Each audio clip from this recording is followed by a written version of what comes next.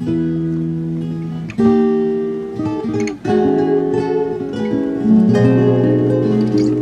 we are so back.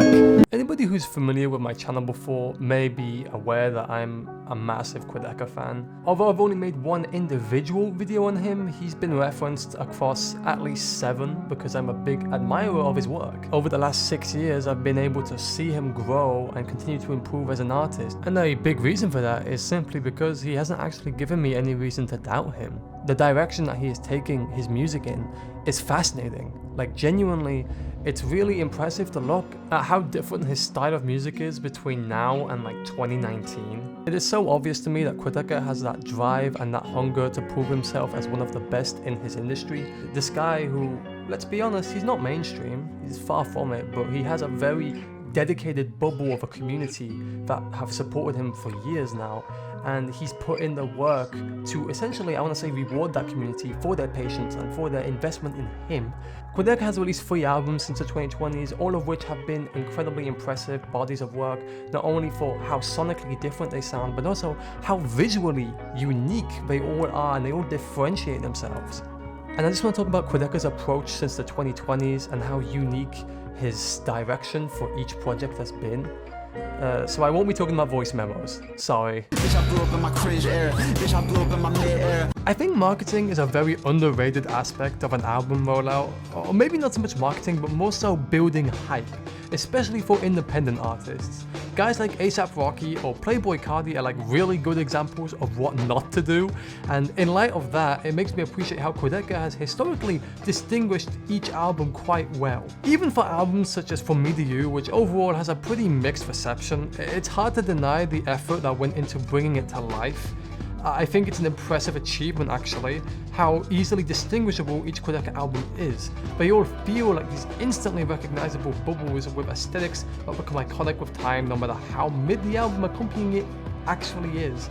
The snowy mountains of For Me to You, or the greener VHS type aesthetic for I Didn't Mean to Haunt You, or the cleaner, more traditional look for Scrapyard, all look unique. Granted, Scrapyard was only a mixtape, it still kind of got a proper rollout treatment, and all of this here can indirectly be correlated to world building.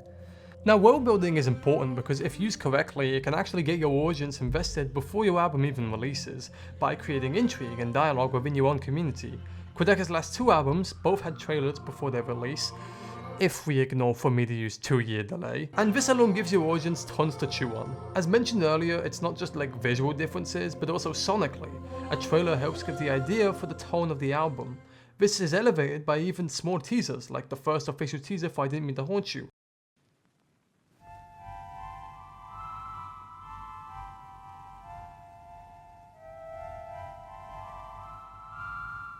Or for Quadeca's next album, Vanisher.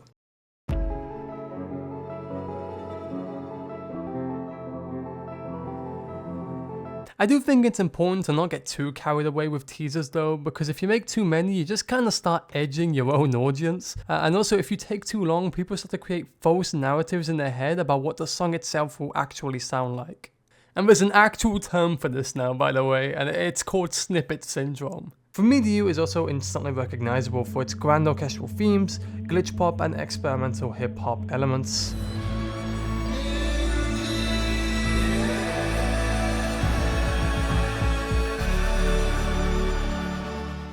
I Didn't Mean to Haunt You is also recognized by its more echoey voice effect and also the more stripped down instrumentals.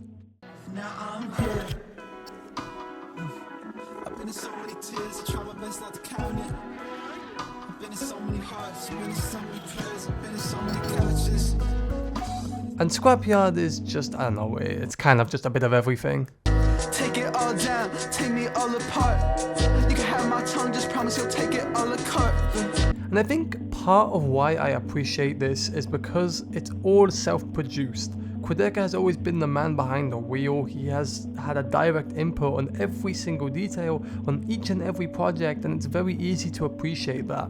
It's honestly a talent that we're seeing more and more artists have these days, and it's just overall cool to see. Every Quadeca album tease feels like it's for a reason. Just recently, the Vanisher rollout seemingly began with a simple picture, and that alone is more than enough to drive your community insane. Follow that up with a phone call and a mysterious voice and some music, and you've got yourself a winning formula.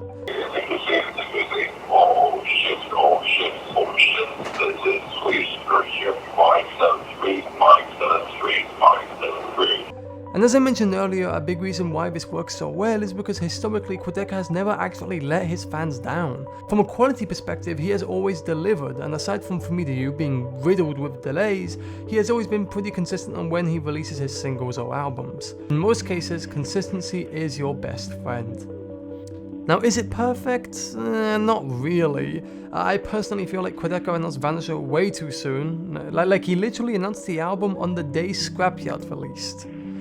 And then he said this at Coachella. Thank you. For anybody who cares, I have this album. It's called Vanisher, and it's almost done. And it's coming soon. And then he did nothing for about 7 months. But it seems like now that rollout is actually starting, and I got my joy back, so it's all good. The way Quadeca has branded himself alongside his albums is, in my opinion, some of the best among his peers right now.